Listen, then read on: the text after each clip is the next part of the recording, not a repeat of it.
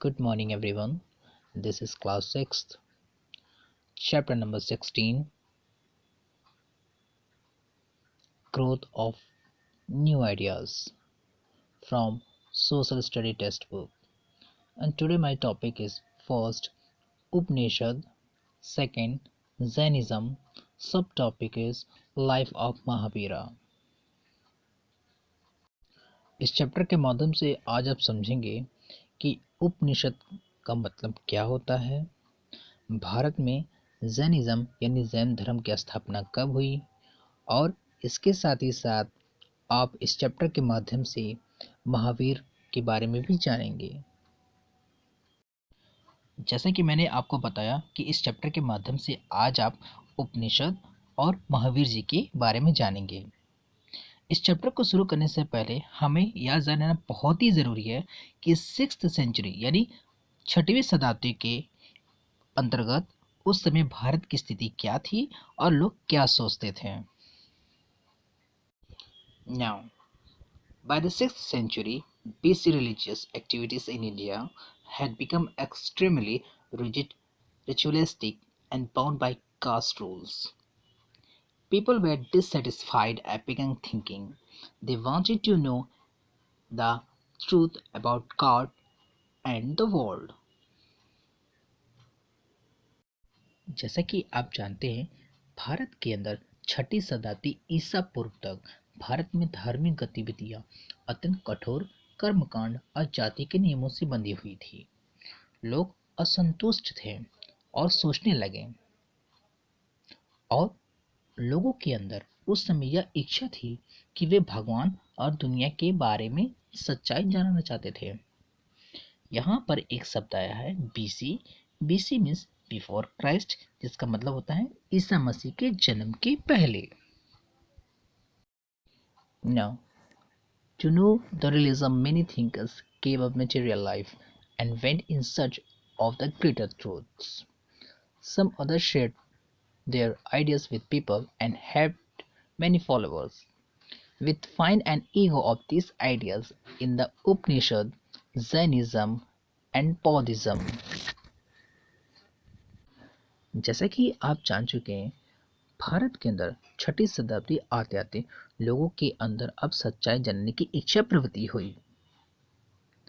अब भारत के अंदर कुछ लोग ऐसे भी थे जो भौतिक जीवन को छोड़कर यथार्थवाद जीवन को अपनाना शुरू कर दिया था और भौतिक जीवन को त्याग करके अधिक से अधिक सत्य की प्राप्ति में चले गए। कुछ लोगों ने अपने विचार लोगों के साथ साझा भी करते थे और उनके कई अनुयायी भी बने। हम आज उपनिषद जैन धर्म के बारे में पढ़ेंगे और इसके साथ ही साथ हम बौद्ध धर्म के बारे में भी जानेंगे।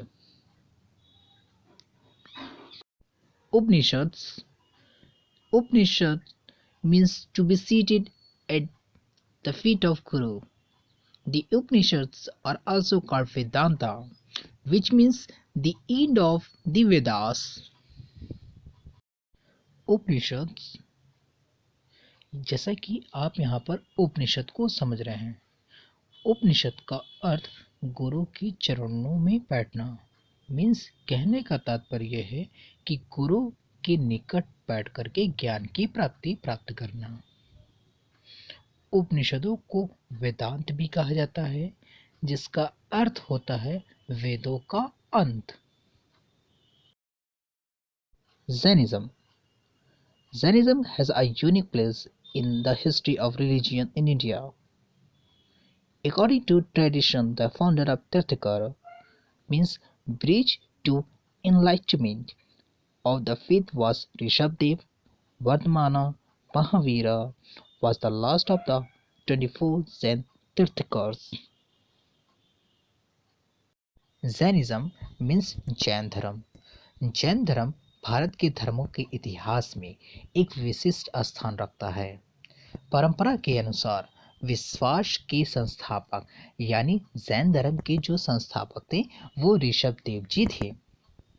वर्तमान महावीरा जो जैन धर्म के 24वें और अंतिम तीर्थकर थे। Now, life of Mahavira. Mahavira was born in 600 BCE in Kundigrama, a village near Vaisali in Bihar. He belonged to a royal Kshatriya family. His father Siddhartha was head of famous Kshatriya clan. His mother Trishila was a princess of the Lakshmi clan. Around the age of the 30 years, he left his family in search of truth. After wandering for 12 years and meditating hard, he attained Kevalya, a supreme knowledge, near Zambika ground on the bank of Rajapolika river under the salt tree in Bihar. He was now called Mahavira Arjun. Life of Mahavira. जैसे कि आप जानते हैं महावीर जी का जन्म 600 BCE means Isa Masih के जन्म से पहले हुआ था। इनका जन्म भारत के बिहार राज्य के वैशाली के पास कुंडेग्राम में हुआ था। महावीर जी एक शाही क्षत्रिय परिवार से संबंधित हैं। इनके पिता का नाम सिद्धार्था था, जो एक प्रसिद्ध क्षत्रिय वंश की प्रमुख थे।